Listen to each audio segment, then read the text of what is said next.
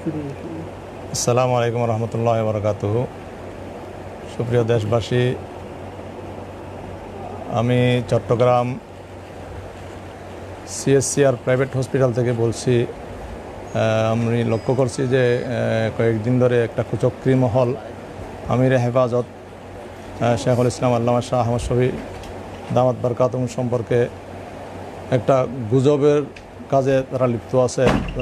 হযরত সম্পর্কে, আমার আব্বাজান সম্পর্কে তারা মিথ্যা উদ্ভট কিছু বানোয়াট কিছু খবর তারা প্রচার করতেছে।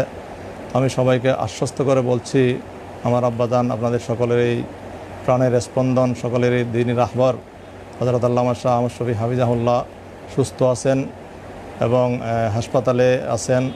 আমরা গত 2 দিন আগে হযরতকে বার্ধক্যজনিত কিছু সমস্যার জন্য হাসপাতালে নিয়ে আসছি।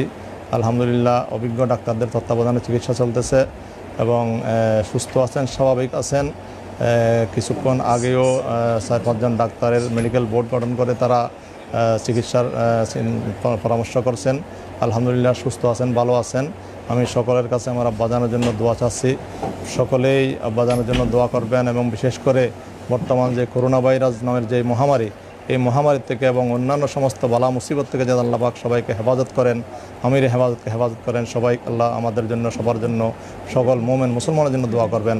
এবং যারা আপনারা এই আব্বাজানের খবরাখবর সংগ্রহ করতেছেন, সবাই উদ্বিগ্ন আছেন, আমি আপনাদের সকলের শুকরিয়া আদায় করতেছি। আপনারা সবাই দোয়া করবেন। আমিও সবার কাছে দোয়া চাচ্ছি, আমার জন্য, সকল মোমেন মুসলমানের জন্য, আমার আব্বাজানের জন্য দোয়া করবেন। আসসালামু আলাইকুম রহমতুল্লাহ বরকাতুহ।